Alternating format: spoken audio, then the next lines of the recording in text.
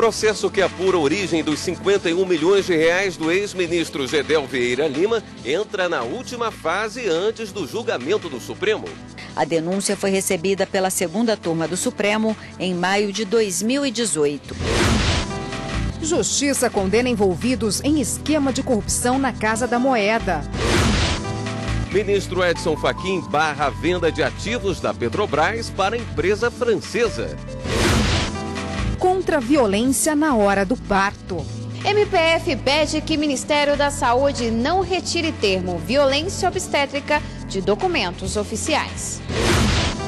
Os programas de demissão voluntária e os cuidados na hora da adesão. Hoje estão abertos 7 PDVs e a previsão do governo é aprovar até o fim deste ano pelo menos mais 5 programas.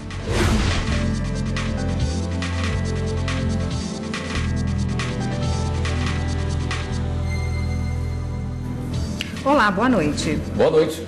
O ministro Edson Fachin encaminhou para o revisor, o ministro Celso de Mello, o processo contra o deputado federal Lúcio Vieira Lima e o seu irmão, o ex-ministro Gedel Vieira Lima. A ação trata de 51 milhões de reais encontrados em malas em um apartamento em Salvador, na Bahia.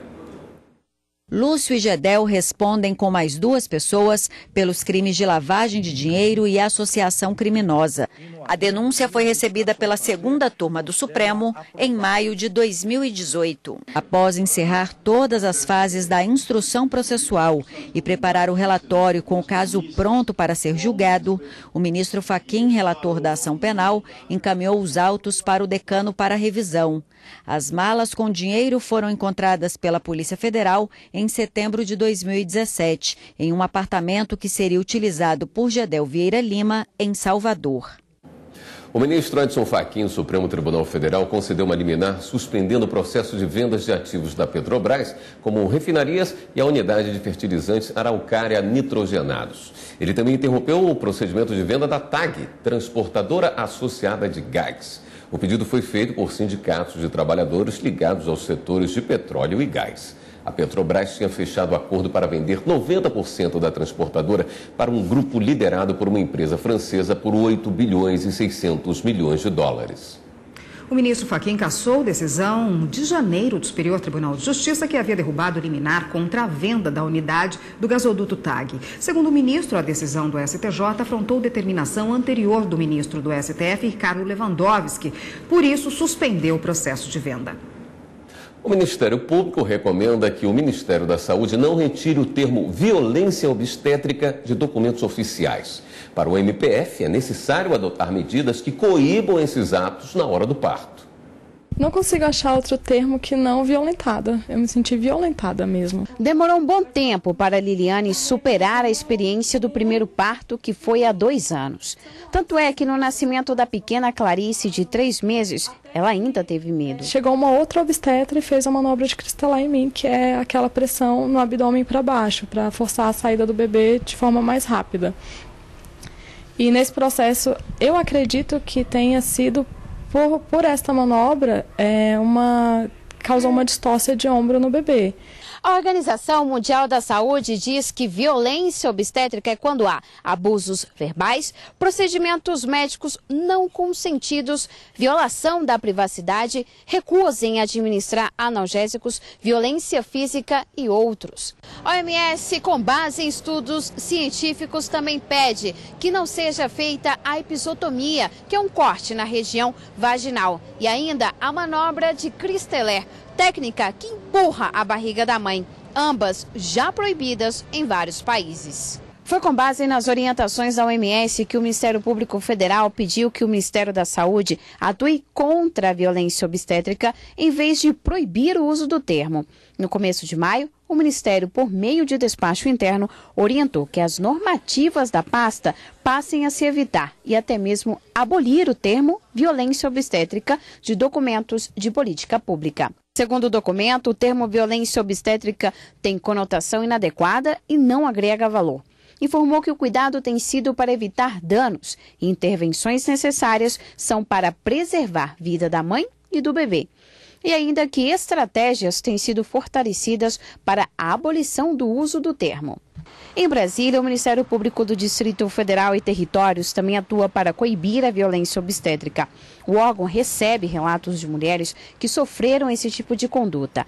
A promotora diz que é preciso reforçar o combate a esses procedimentos. Na verdade, o que pretende o Ministério Público com a recomendação é impedir que o Estado, por qualquer ato normativo, impeça a sociedade e a comunidade médica, a comunidade científica, de usar um termo que já está incorporado. A obstetra Mariana diz que ainda é comum encontrar nas maternidades brasileiras condutas inapropriadas durante o trabalho de parto e o nascimento dos bebês.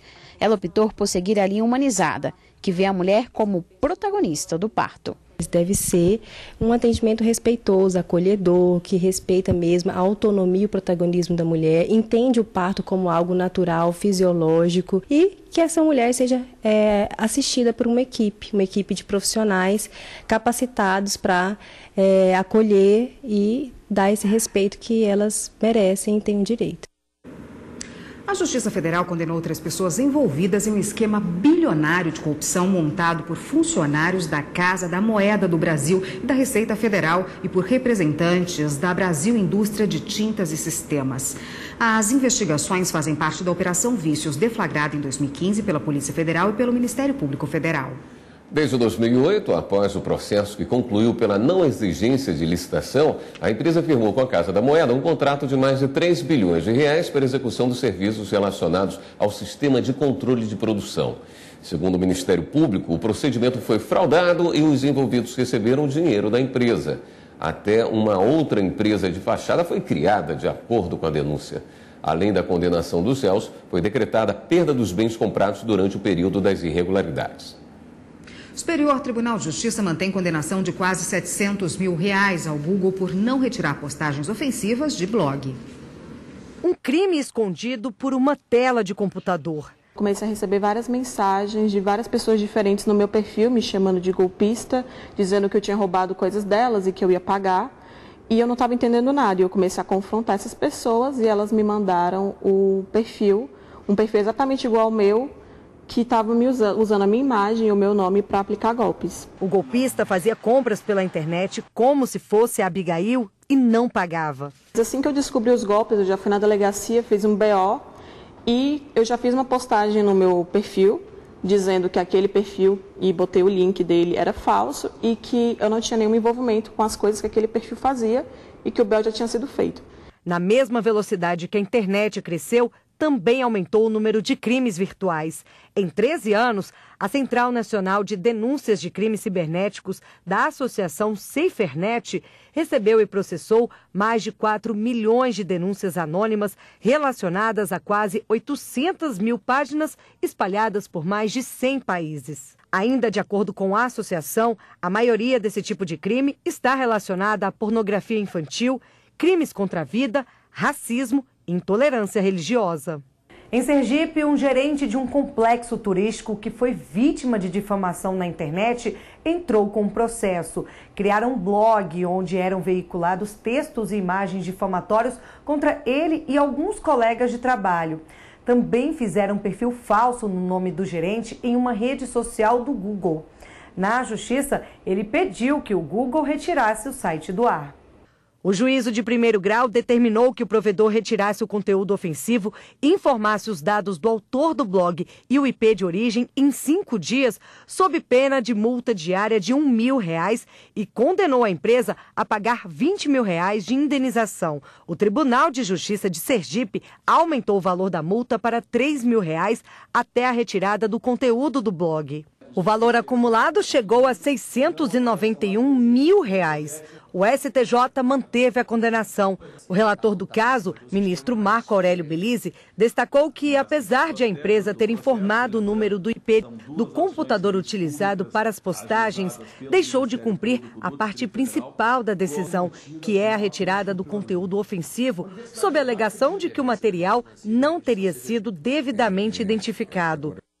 E ainda nesta edição, os programas de demissão voluntária e os cuidados na hora da adesão. Muita cautela, ler com muito cuidado, com muita atenção.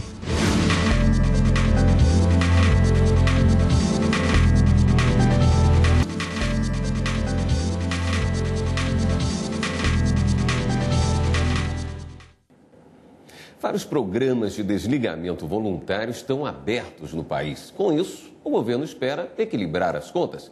Mas atenção, especialistas orientam o funcionário a agir com cautela. O prazo começou a correr. Os funcionários da Caixa Econômica Federal que quiserem aderir ao programa de desligamento voluntário têm até o dia 7 de junho para informar a empresa. Carlos se aposentou pela iniciativa privada há 3 anos. Ele é bancário da Caixa há 30 anos e foi um dos primeiros a solicitar a adesão. Achei que está na hora de eu curtir outra, né? Outros áreas. Então, foi por isso, simplesmente. Além do da Caixa Econômica Federal, estão abertos os PDVs da Codevasf, dos Correios, da Embrapa, da Infraero, do Grupo Eletrobras e da Petrobras. E a previsão é que o governo aprove ainda este ano, pelo menos, mais 5 programas. De acordo com o governo, ele adota a política, mas são as empresas que tomam a iniciativa de começar o programa. Em todos os casos, o que se busca é equilibrar as contas. Gera maior eficiência, maior produtividade e com isso você consiga a manutenção da qualidade dos serviços públicos. Além disso, nós temos uma série de avanços tecnológicos, uma mudança dos processos produtivos e de serviços que nos permite lançar mão desses programas. O Sindicato dos Servidores Públicos Federais no Distrito Federal tem uma outra imagem do PDV. O Brasil hoje tem 3,5 de trabalhadores do setor público para cada 100 mil habitantes, enquanto os Estados Unidos são 13 empregados no serviço público para cada 100 mil norte-americanos.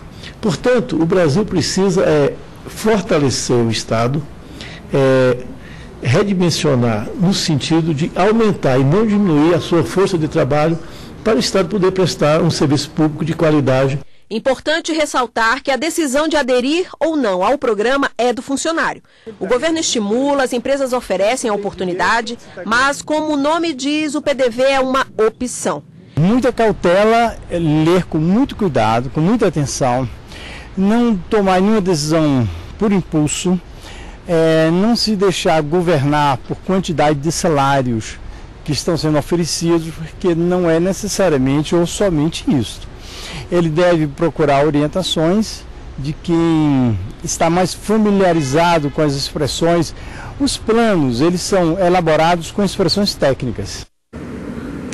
Segundo o IBGE, até 2017, o número de casamentos homoafetivos chegou a mais de 25 mil. Isso reflete a decisão do CNJ, que obriga cartórios de todo o país a realizar o casamento civil e a converter a união estável entre casais do mesmo sexo. Esta foi uma festa de casamento como tantas outras, animada, com muitos convidados, crianças, vovós, mães dos noivos e os noivos, 2 rapazes. Na troca de alianças, Kleber e Ricardo estavam visivelmente emocionados. Que sejam felizes para sempre. No YouTube estão dezenas de outras festas semelhantes de casais do mesmo sexo. Autorizados por todos esses noivos e noivas que aparecem aí, antigamente, os cartórios não celebravam esses casamentos. Muitas das vezes eles tinham que ajuizar uma ação para poder pedir o reconhecimento dessa união e havia entendimentos divergentes. Tinha lugares que os juízes homologavam aquele pedido, né, reconheciam a união, e outros lugares não. Então tinha um pouco de sorte, e isso causava uma insegurança jurídica tremenda nas relações. Essa insegurança começou a diminuir em 2011, quando o Supremo Tribunal Federal reconheceu a união estável entre pessoas do mesmo sexo como núcleo familiar. Em maio de 2011, portanto, exatamente 6 anos atrás, veio a mudança definitiva.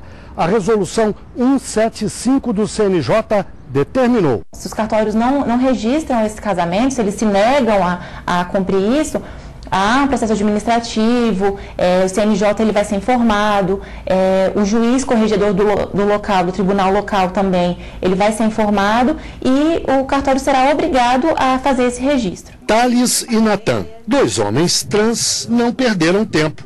Poucos dias depois da resolução, foram ao cartório e se casaram. Bem-humorados, se dizem felizes e seguros do ponto de vista jurídico. É bom lembrar a data, inclusive, porque a partir desse momento a gente teve o nosso direito garantido. Até então o Natan não podia ficar no meu plano de saúde, a gente tinha alguns problemas com compra de imóvel, carro e etc. Até mesmo para seguro de vida, por exemplo, eu não podia colocar o Natan. Eu tinha que colocar outra pessoa.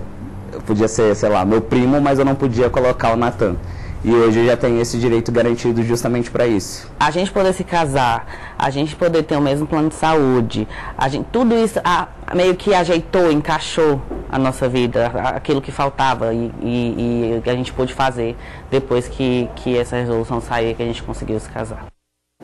E no próximo bloco, eleitores que faltaram em 3 turnos seguidos ficam sem justificativa, que faltaram 3 turnos seguidos sem justificativa, têm títulos cancelados. Para saber se você é uma das pessoas nessa lista, consulte o portal do TSE na área Serviços ao Eleitor, Situação Eleitoral.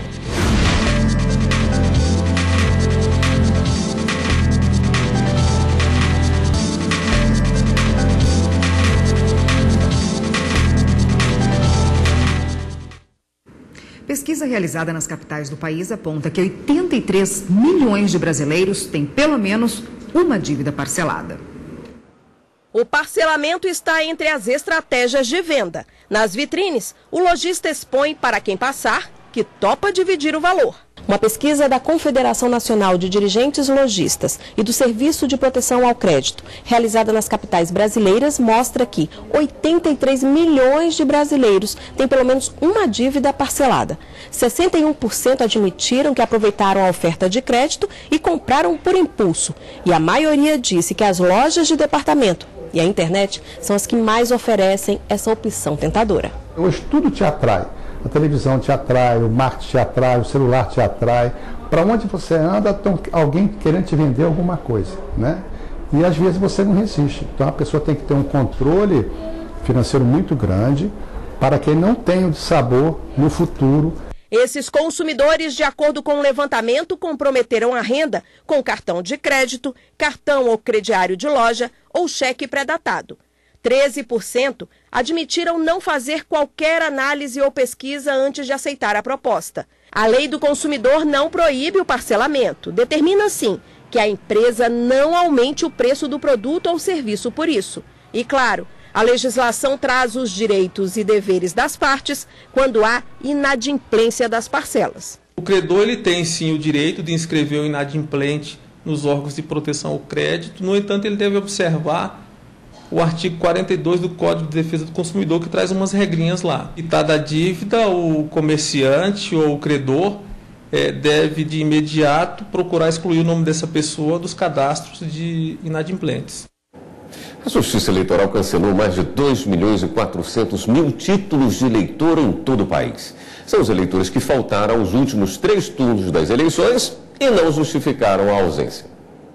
A maioria dos títulos é de eleitores da região Sudeste, onde, de acordo com o levantamento da Justiça Eleitoral, mais de 1.200.000 documentos foram cancelados. Na região Nordeste, pouco mais de 412.000 eleitores ficaram sem o título. No Sul, esse número é de quase 300.000, enquanto no Norte, mais de 250.000 não justificaram a ausência nas urnas. A região Centro-Oeste foi a que registrou menos cancelamentos, 207.000.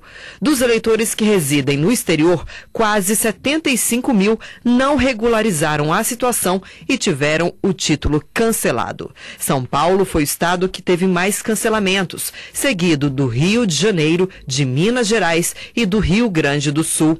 A capital paulista também encabeça o ranking, com quase 200.000 documentos cancelados, seguido da capital carioca. Já a cidade de Belém teve apenas 12 cancelamentos. Para saber se você é uma das pessoas nessa lista, consulte o portal do TSE na área Serviços ao Eleitor, Situação Eleitoral. Sem o título, não é possível obter passaporte ou carteira de identidade, receber salários de emprego público, assumir cargo público, renovar matrícula em estabelecimento de ensino e pegar empréstimos. Quem teve o título cancelado ainda tem mais uma chance de regularizar a situação.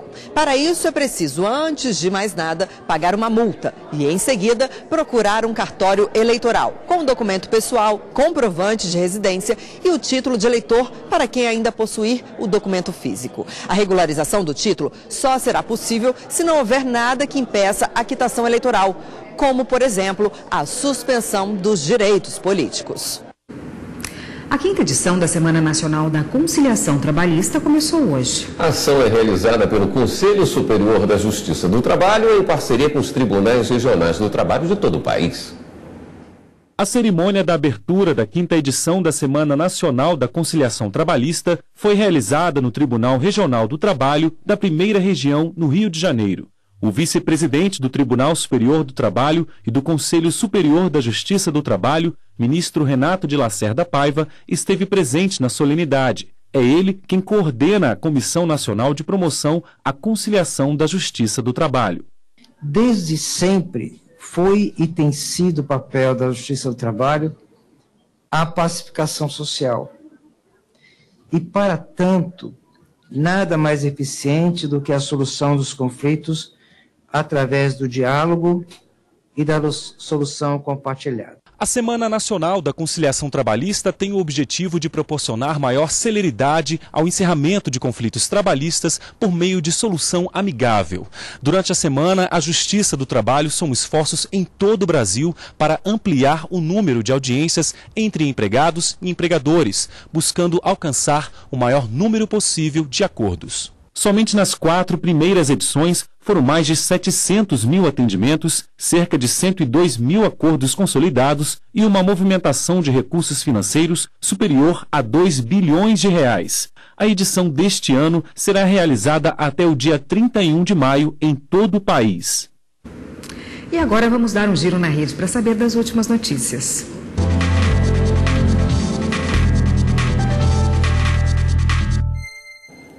Vamos então à redação do Jornal da Justiça falar com a repórter Carla Lucena, que tem as novidades para a gente. Oi, Carla. Boa noite. Oi, William, boa noite para você, boa noite a todos que nos acompanham no Jornal da Justiça. Vamos então ao giro de hoje. A Procuradora-Geral da República, Raquel Dodge, recorreu hoje de uma decisão liminar do STF que mantém o pagamento de honorários advocatícios com recursos do Fundeb, o Fundo Nacional de Desenvolvimento do Ensino Fundamental. A PGR ela alega nesse recurso de que os recursos do Fundeb deveriam ser destinados apenas à área de educação, sob o risco aí de gerar graves prejuízos aos cofres públicos. Por fim, Raquel Dodge pede então que essa decisão do STF seja reconsiderada ou que o recurso seja avaliado pelo plenário do STF.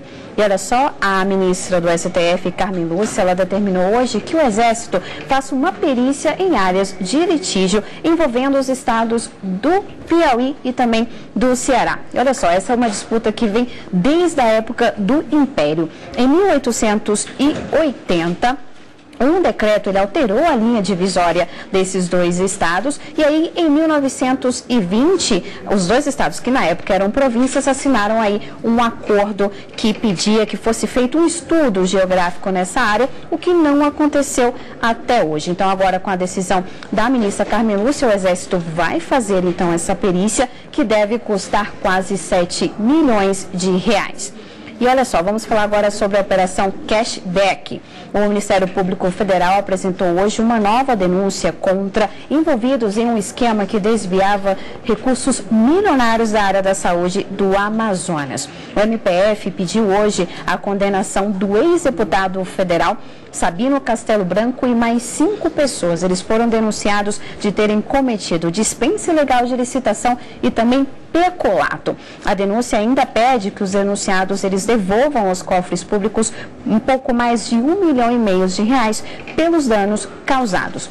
E a última notícia de hoje é uma notícia lá de Minas Gerais envolvendo o atirador de Paracatu. A Justiça decretou hoje a prisão preventiva dele, então ele é apontado como responsável pela morte de 4 pessoas. Segundo a Justiça, há indícios de que na terça-feira da semana passada, o homem ele matou a ex-namorada a golpes de canivete, depois ele entrou em uma igreja e atirou em mais 3 pessoas. Dos argumentos de manter a prisão preventiva dele é que ele pode voltar a cometer crimes e ainda fugir. Você aí de casa quer rever alguma das nossas reportagens? Então se inscreve no nosso canal no YouTube TV Justiça Oficial. Lá você encontra tudo sobre a TV Justiça. E agora voltamos aos estúdios. William, Érica. Obrigado, Carla. Esta edição do Jornal da Justiça fica por aqui. Boa noite. Continue com a programação da TV Justiça. Boa noite, até amanhã.